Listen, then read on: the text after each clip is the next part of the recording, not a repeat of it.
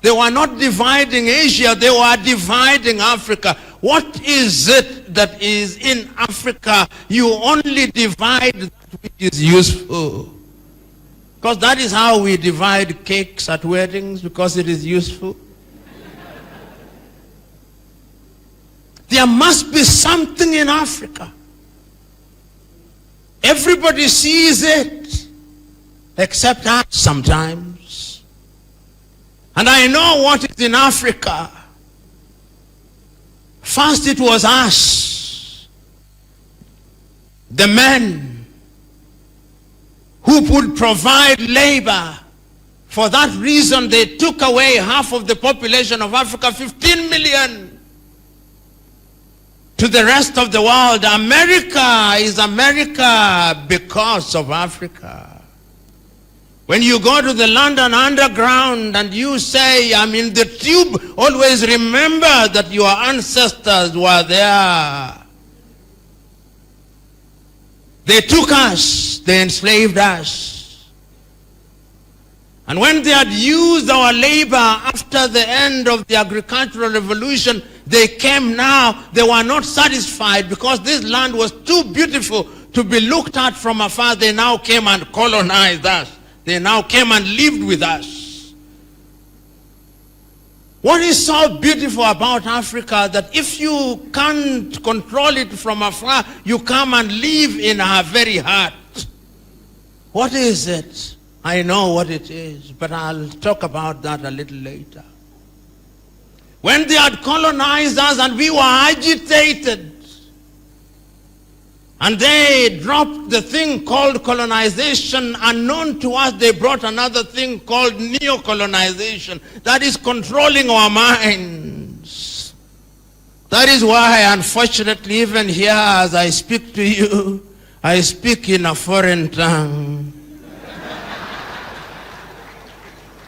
How I wish I was speaking in Chichewa. How I wish I was speaking in Kiswahili. How I wish I was speaking in Yoruba. How I wish I was speaking in Igbo. No. They left us the education system so that we are accountants, a good thing. Because the African state, the modern African state, is also a neo-colonial structure.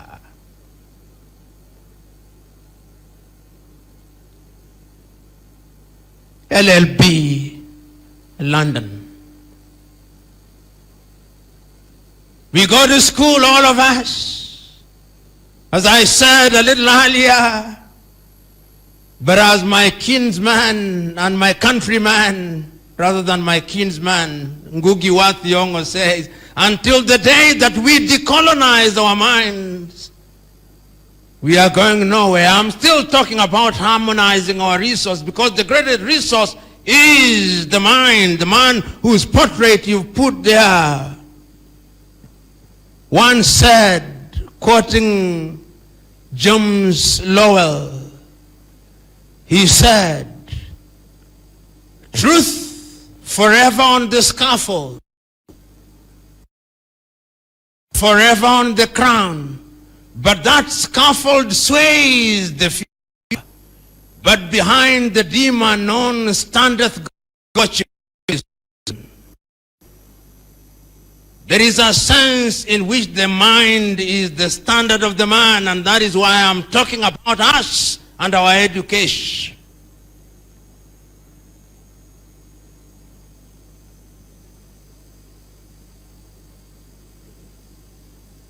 Dear accountants, qualified in Malawi, some chartered in the United Kingdom, and proud about it. Have we decolonized our minds?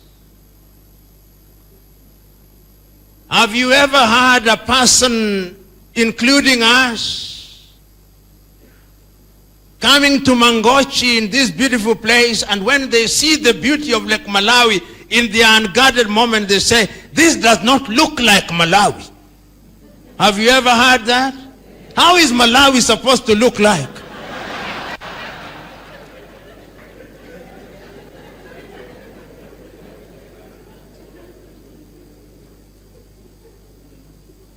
You come to Mangochi and you see the beautiful sun, and then somebody says, you look at this, you think you are in New York.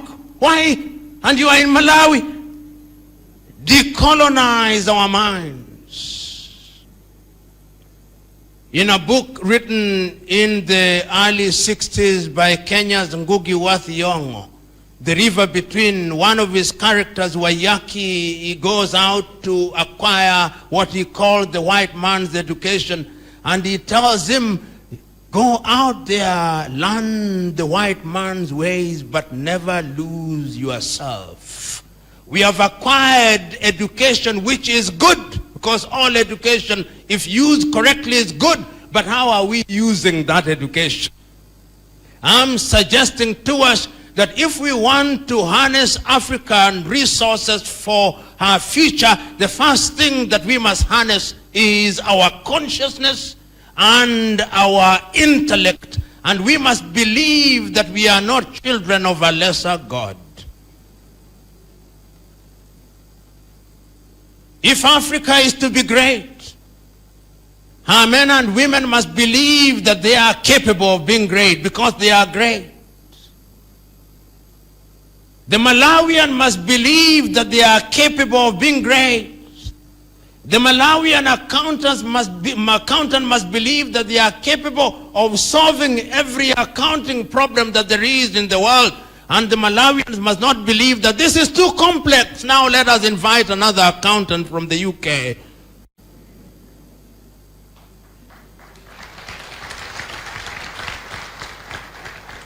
Even our government sometimes argue this is too complex. We've got to do an international tender. An international tender means that you are going to bring somebody from outside Malawi and outside Africa to tell us the problems of Africa. Would India do that? Would China do that? Would the United States of America do that? Why is it that we do that? The first thing that we must do is to change our minds. And we must do it, and the sooner we do it, the better. You know, there is nothing wrong with the land in Africa. There is nothing wrong with our land. In fact, our land is the best. It is our mind, that is where the problems are.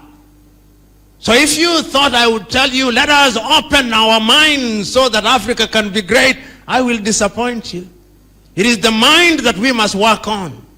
Because if we talk about natural resources, sometimes I sit alone, or when I'm walking alone, I ask myself, God, and I imagine to myself, when God was sitting upstairs on the year dot, when the world was being created in the year dot, and they were looking at Africa, they must have said, this continent that is so centrally placed, because we are the most central of all continents, with the Tropic of Cancer and the Capricorn and Equator, with such a balanced weather, God must have said, let us hide all the minerals. I think it was hiding. So when you go to the Democratic Republic of Congo, look at what is hidden under her belly. All the minerals that you use to make your mobile phone, the essential ingredient, coltan, rare earth, the country that has the largest deposits on earth is the Democratic Republic of Congo. Tell me, I'm a visitor. Does Malawi make a mobile phone? No. And I can report to you, having traveled across Africa, no other African country makes a mobile phone, yet the essential ingredient for making mobile phones, the deposits are here in Africa. And God did not stop there. He once again, let us put the gold in the Democratic Republic of Congo. Let us put gold in Gold Coast in Ghana. Let us put gold in Nigeria. Let us put gold in the Cape of Good Hope in South Africa. And yet when we are trading gold, do we trade gold in Ghana? No.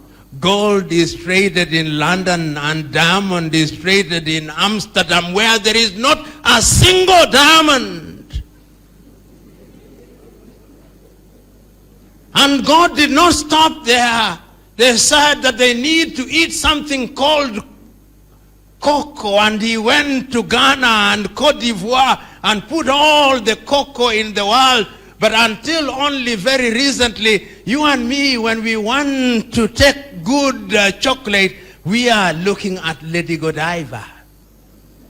All the chocolate is made in Belgium and in Switzerland.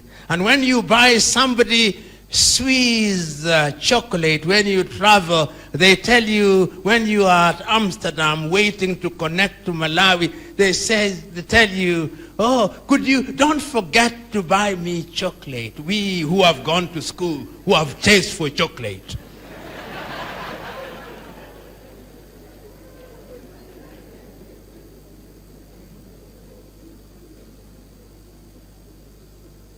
You can see our resources.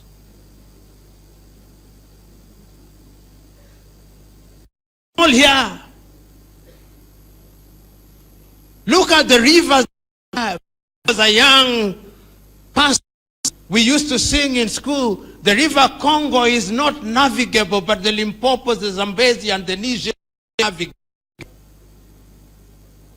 Suppose we were to make all our rivers navigable, and they are navigable to a certain extent, I would be taking a boat from Zimbabwe to Tanzania and the entire SADC region. Today, if you want to fly from Lilongwe and go to Nairobi, you pay over $1,200 and you pay $800 to travel to New York. You wonder why Africans don't travel? They can't afford it. I'm saying all these because I hold the view that we have the capacity to harness all our resources. Look at electricity.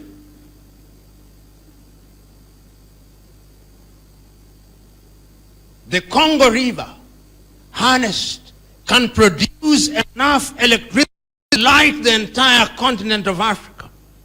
The installed capacity of electricity in Africa is less than the installed electricity in the continent of the United States of America. Here in Malawi, if you have 1,000 megawatts, you would be celebrating, and your politicians would possibly be elect us again, elect us again.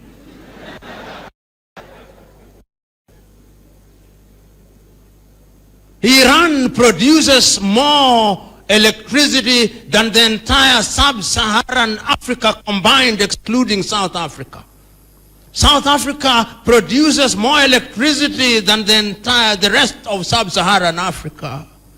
You talk about industrialization, you cannot industrialize when the power you have is no more, figuratively speaking, than the power that is generated by a candle.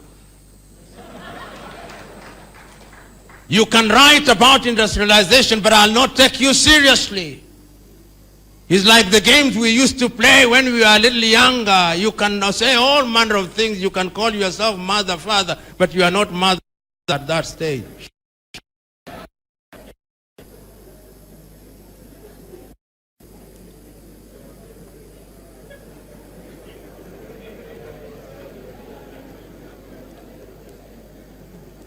I'm saying this because we may think that this is not urgent business for us, but it is.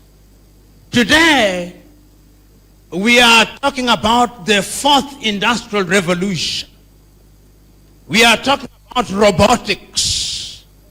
We are talking about nanotechnology. But many times when I look at Africa, the Africa that I love, the Africa that you love, and you look at it and you are talking about nanotechnology, and we have had representation here about how MTL and the beautiful things that they do, and the fiber optics and all these optics that they keep talking about. But beyond Lilongwe, if you drive about 90 kilometers out of Lilongwe, or 90 kilometers out of Kinshasa, or 90 kilometers out of Bangui in Central African Republic, or 90 kilometers out of Libreville, Gabon, they live like they used to live in the 15th century. No electricity, no fiber optics. When you talk about fiber optics, they think you are talking about sisal fiber.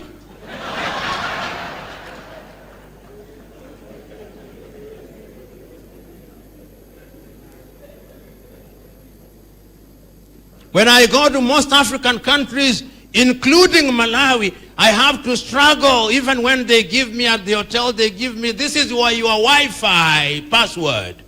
I still have to twist my head and find the right spot in my room so that I don't shake, that I may be heard from Nairobi, Kenya. We must be able to compete with the world. And it can be done. And there are things that are beginning to happen in Africa that tells us that it can be done. I've traveled across Africa in the recent past, and I see things that suggest to me that things can be done. You know,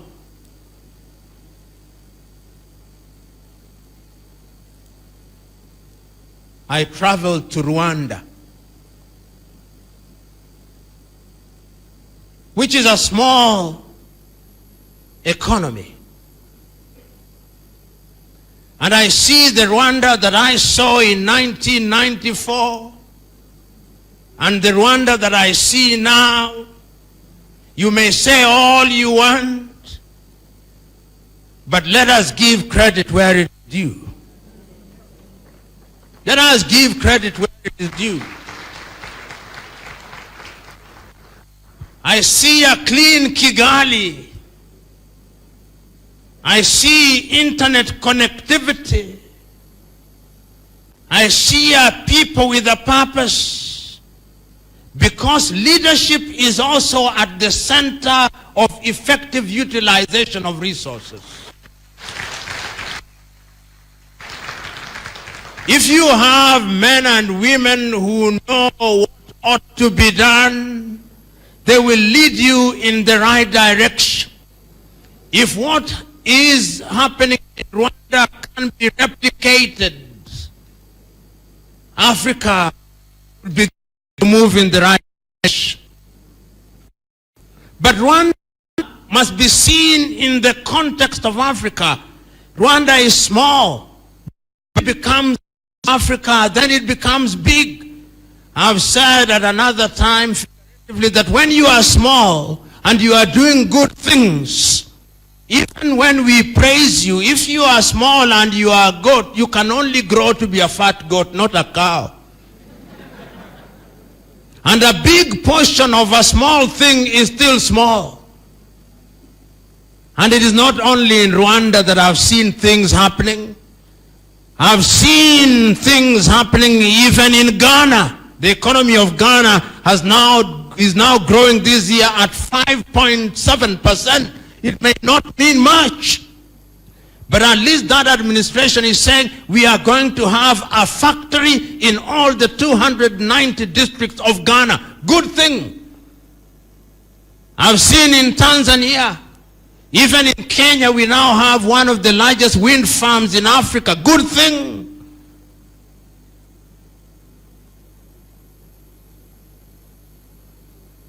Africa is capable of realizing her potential. Even here in Malawi, you may say many things.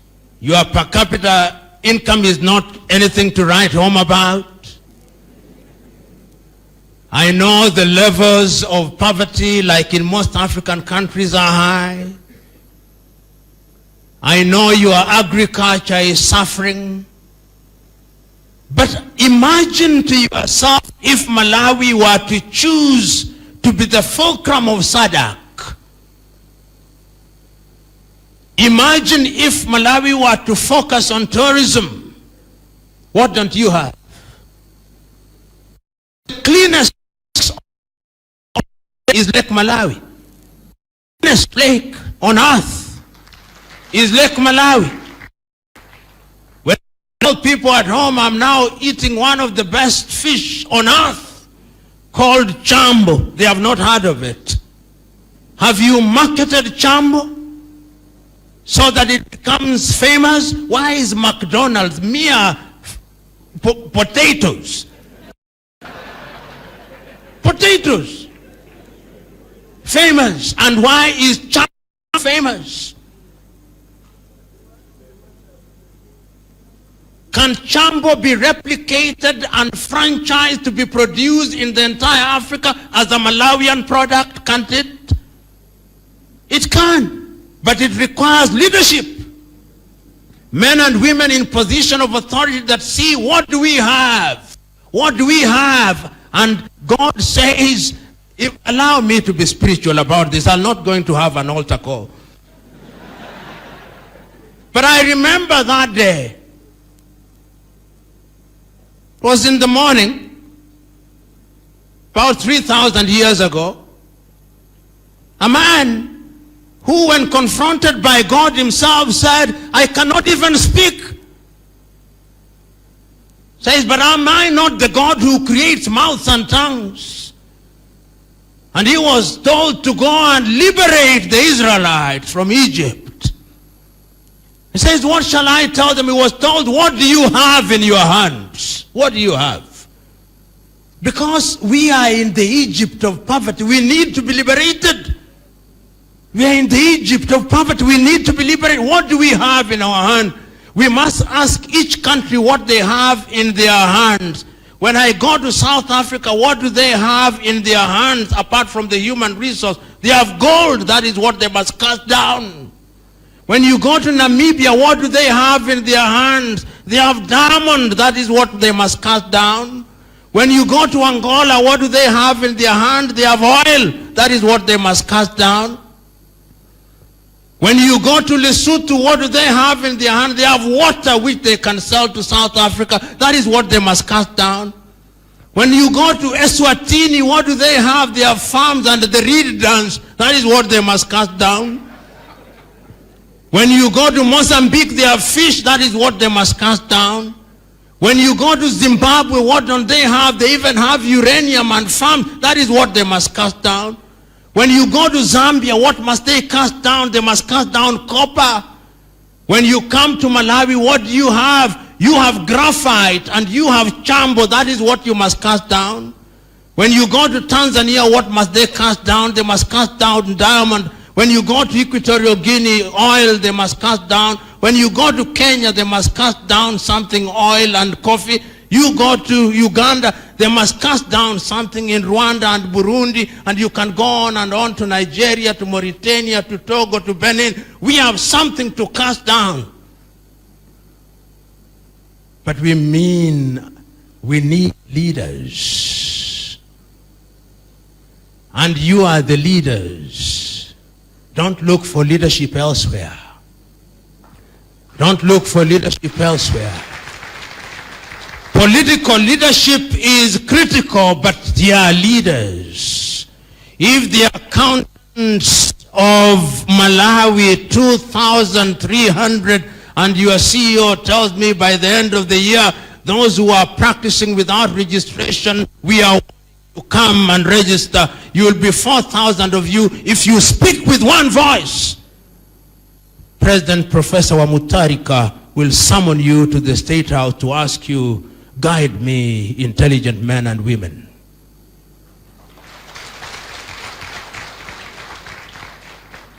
But if you sit here in Mangochi as accountants, and then when you leave and you go out there, you begin to think like little tribes, then you will be manipulated like tribes. That is what we must do. In order to change our politics, we must only focus on the things that can benefit us. And I have no doubt in my mind that it can be done. It can be done. So what Africa do I see? I'm not a Jewish prophet. nor related to any one of them. I do not have the foresight of Moses or the eschatological vision of John the Evangelist. But I can see on the basis of the evidence before me that Africa can and will be great.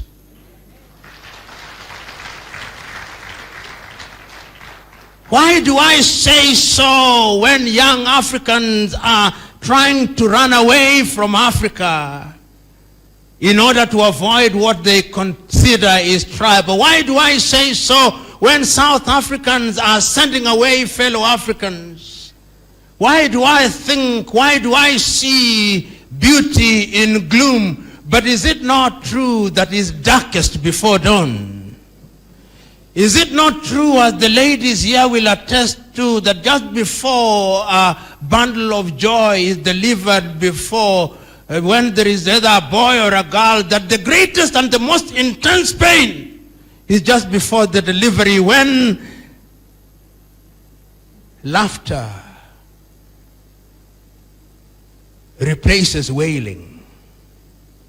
When the man who was sitting in the labor ward just before the pangs and bolted away when the pangs intensified after the delivery, he comes into the room and said, "Behold, I am a father now."